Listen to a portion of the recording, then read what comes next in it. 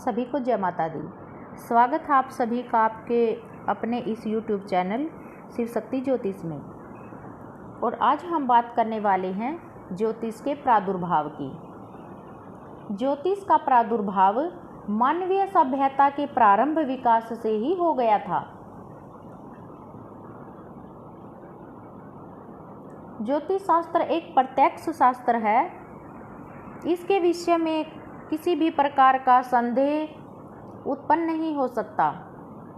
सूर्य, चंद्र आदि जो ग्रह हैं वह इसके सिद्ध साक्षी हैं। छांदोग्य उपनिषद के अनुसार मनुष्य का वर्तमान जीवन उसके पूर्व संकल्पों और कामनाओं का परिणाम है। वह इस जीवन में जैसा संकल्प करता है वैसा ही यहाँ से जाने के पश्चात बन जाता है।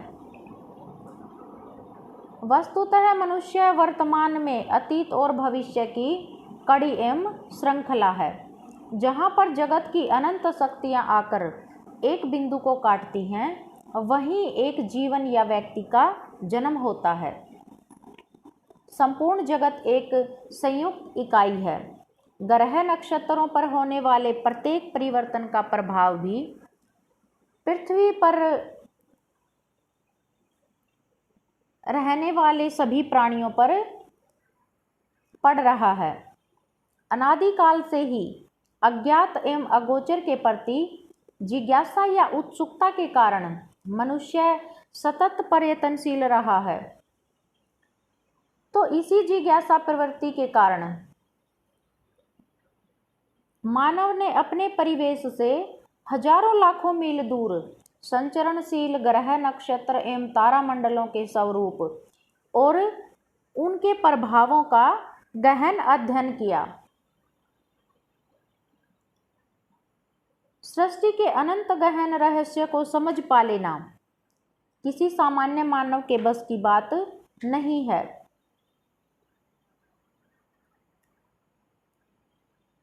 तो यह कैसे संभव हुआ? एक साधारण मानव के लिए तो यह संभव नहीं था। इसको संभव करने वाले हमारे दिव्य चक्षु प्राप्त प्राचीन ऋषियों ने मानव कल्याण की भावना से प्रेरित होकर ज्योतिष शास्त्र की रचना की। उन्होंने वेद आदि सत्य शास्त्रों का मंथन करने के बाद ज्योतिष शास्त्र को प्रकट किया। इसकी जन्मभूमि जो है वह भारतवर्ष ही है, इसमें कोई भी संदेह नहीं है। वैदिक साहित्य के अनुशीलन से पता चलता है कि वेदांग के 6 अंग हैं। उनमें ज्योतिष एक प्रमुख अंग माना गया है, क्योंकि ज्योतिष को वेदों का चक्षु कहा जाता है। चक्षु अर्थात नेत्र, और नेत्र के ना होने पर सब व्यर्थ हो जाता है। तो इनमें जो वेद के जो 6 अंग हैं वह ज्योतिष, शिक्षा, कल्प, व्याकरण, निरुक्त और छंद हैं। वैदिक ज्योतिष के रचयिता ऋषि लब्धाचार्य माने जाते हैं। षडांग में ज्योतिष शास्त्र को मूर्धन्य स्थान प्राप्त था। ज्योतिष शास्त्र को वेद चक्षु कहा जाता है। इसके बिना कोई भी श्रुति, स्मार्त आदि कार्य सिद्ध नहीं होता था। दिव्य चक्षु प्राप्त हमारे जो ऋषि मुनि थे, उनके द्वारा इस गहन रहस्यमयी ज्योतिष शास्त्र का सूत्रपात अति प्राचीन काल से ही हो चुका था। वेदांग पूर्व वैदिक साहित्य में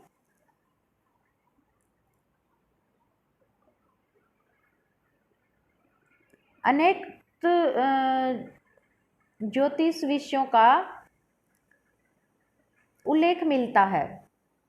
सहस्त्रों वर्ष पूर्व मानव ने जब आधुनिक कॉस्मिक यंत्रों की कल्पना भी नहीं की थी, तभी दिव्य दृष्टि प्राप्त हमारे मनीषियों ने या पिंडे सा ब्रह्मांडे महतो महियान अणोअणियान।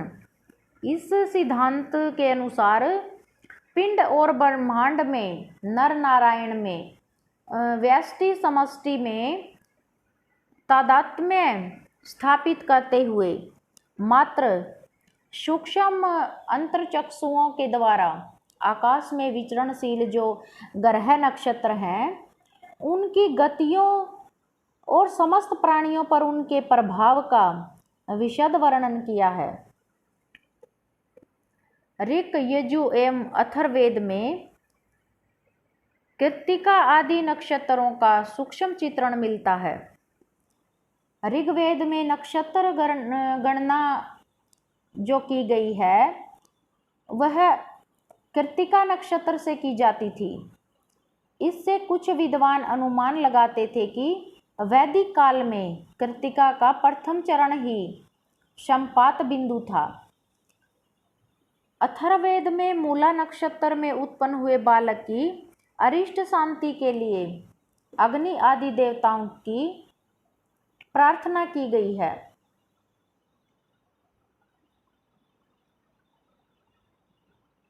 और प्राचीन ब्राह्मण ग्रंथों में नक्षत्रों की आकृति का सुंदर विवेचन मिलता है।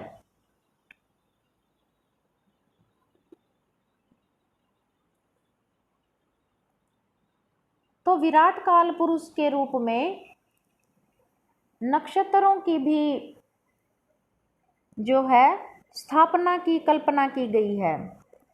कुछ मंत्रों में यज्ञ एवं अन्य धार्मिक कृत्यों के लिए शुभ अशुभ नक्षत्रों का वर्णन किया गया है।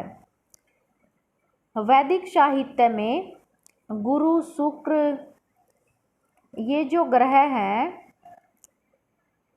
इनके स्पष्ट उल्लेख मिलते हैं। ऋग्वेद संहिता के 5वें मंडल में सूर्य ग्रहण और चंद्र ग्रहण का वर्णन मिलता है। पृथ्वी के गोल आकार और निराधारत्व इसके संबंध में भी ऋग्वेद संहिता में स्पष्ट वर्णन मिलते हैं।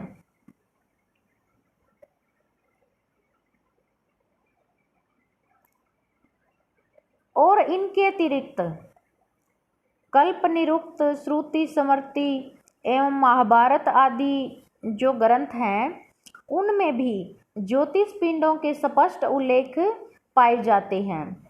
महाभारत काल में भी ग्रहों का शुभ नक्षत्रों के साथ योग होना प्राणियों के लिए कल्याणकारी माना जाता था। शुक्र गुरु को शुभ तथा शनि मंगल को दुष्ट ग्रह माना जाता था। मंगल का वक्री होकर अनुराधा नक्षत्र में जाना अशुभ माना जाता था। एक ही मास में सूर्य और चंद्र 2 ग्रहणों का और 13 दिन के पक्ष का होना अत्यंत अशुभ बताया गया है। याज्ञवल्क्य स्मृति में नवग्रहों का स्पष्ट वर्णन मिलता है।